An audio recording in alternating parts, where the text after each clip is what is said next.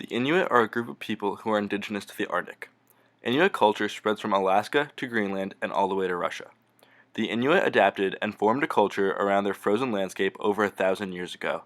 However, now due to climate change, many Inuit tribes are forced to abandon their home and leave behind their traditional way of life. For years, Inuit elders have been advocating that the Earth has shifted, causing a change in temperature, daylight, and animal migration patterns. Inuit tradition is deeply connected to the land and the natural resources available to them. With increased use of Arctic waterways for shipping and excessive pollution, is there a hope to save the Arctic and its inhabitants, or will the extinction of another indigenous group be at the hands of the West? The Arctic is home to more than 4 million people and their unique culture. A traditional way of living is based on the use of dog sleds. The frozen fjords were once a hunter's frozen highway, but now, with vanishing landscapes, that is all changing. Traditional hunters rely on a team of dogs for transportation to and from hunting grounds. However, the best hunting grounds are no longer accessible by dog sled because of the open waterways.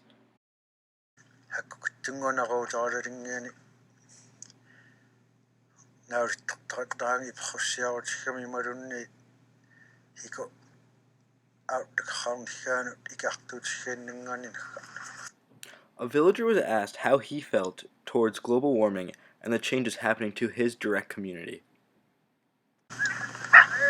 Yeah, I'm a bit surprised because you see the edge getting closer to our village. The future makes it a bit more uncertain for the hunters.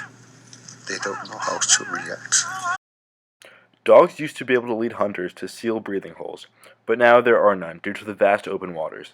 Seals and walruses have also been moving north to stay close to ice caps, which are slowly disappearing. In past times, going on a hunt would mean feeding all the dogs and one's family, but now it is considered a good hunt to return with everything that one left with. The lack of wildlife left in the area will force boats to come in and deliver goods to the Inuit people. The CO2 emissions from the boats coming with supplies only furthers the pollution in the Arctic and increases the use of Arctic waterways. Inuit hunters respected the land and only hunted for what they truly needed. The Inuit understood that the land wasn't theirs and that they were living on it in peace with nature. Since Inuit culture is so dependent on hunting and the land, many of their spiritual practices revolved around hunting, such as spiritual dances and rituals that were performed before every hunt. Each individual song and dance has a story to it, and the dances mainly tell all the stories. A lot of them are to do mainly with happy moments, hunting, fishing, traveling, living off the land.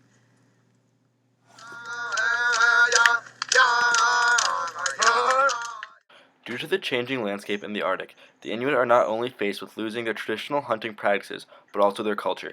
If the Inuit are no longer able to hunt, what will happen to their dances that they perform before each hunt, which carry most of their cultural knowledge and wisdom? For years, Inuit elders prided themselves in being able to detect weather patterns. However, due to the extreme weather climate change has brought, it has become increasingly difficult to do. Some elders have proclaimed that the Earth has shifted, meaning that the Earth's orbit around the Sun is different than what it once was. Predicting weather was one of the greatest cultural aspects of the Inuit, but today their knowledge is not applied to the new and ever-changing climate.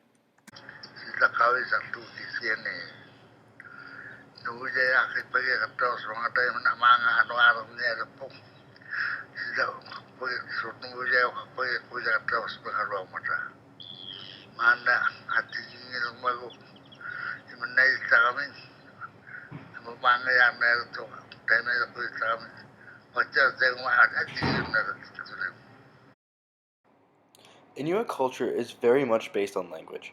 If the Inuits were to disappear, so would all their knowledge that comes along with language. The Inuits have over 50 words for different types of sea ice. With living in the area so long, the Inuits know how to survive and live off their land. I was often told that you couldn't live for long term in that part of the world without knowing their language. They need to survive. That kind of knowledge, which is encoded in language, is actually really useful in such a hostile environment.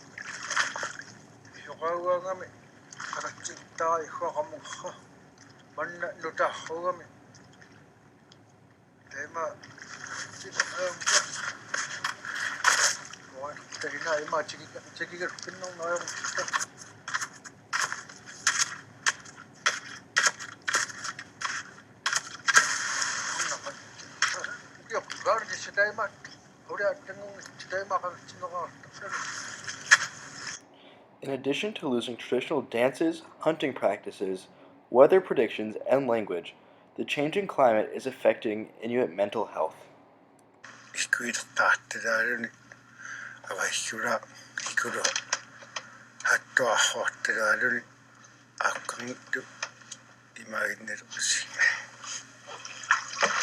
A study was done on the community of Nian in Labrador Inuit settlement area of Nunavut in subarctic Canada and their relationship with sea ice.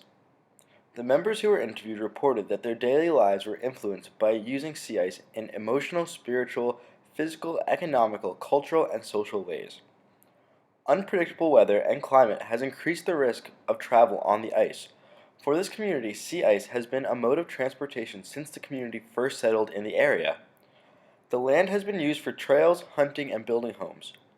Disappearing sea ice has major consequences, such as people falling into weakened sea ice, which results in mental health issues.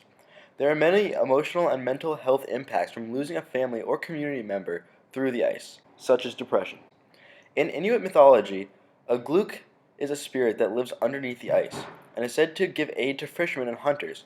It is troubling for the community to have a god that they are supposed to trust when he is turning their back on them. However, one individual described how the spiritual aspect of being on the land can help heal emotional wounds from the loss of the loved ones through the ice. The likelihood of an indigenous person drowning from sea ice is 6 times higher than a Canadian due to the everyday use. Nearly all interviewees reported the importance of the experience and freedom the ice provides. With a culture so dependent on the land, the livelihood of the Inuit is rooted within their landscape. A village in Arctic Alaska called Newtok has been flooded due to rising sea levels. The village is built on a layer of frozen mud and gravel, without any solid ground. With rising temperatures, the village is literally falling into the water.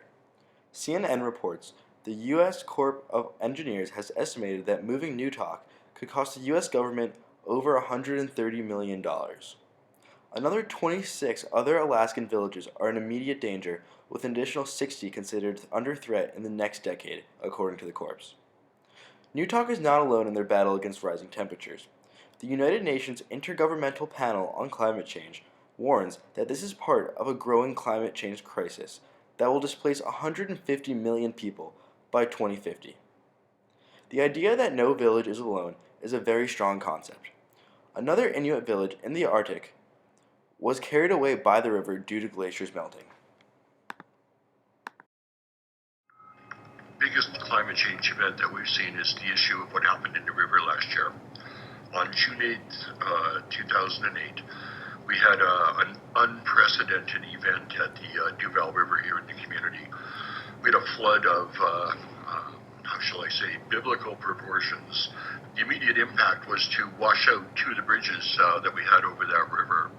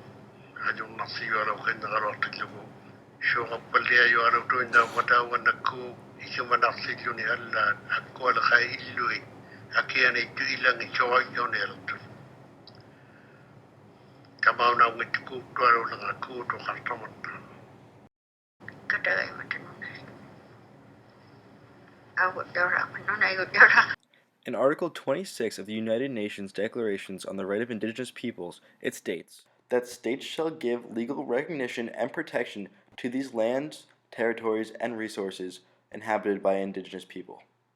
This means that Western government is responsible for the protection of indigenous land. With mass climate migration or migration due to permanent change in weather, Western governments should be prepared to pay millions of dollars in relocation aid.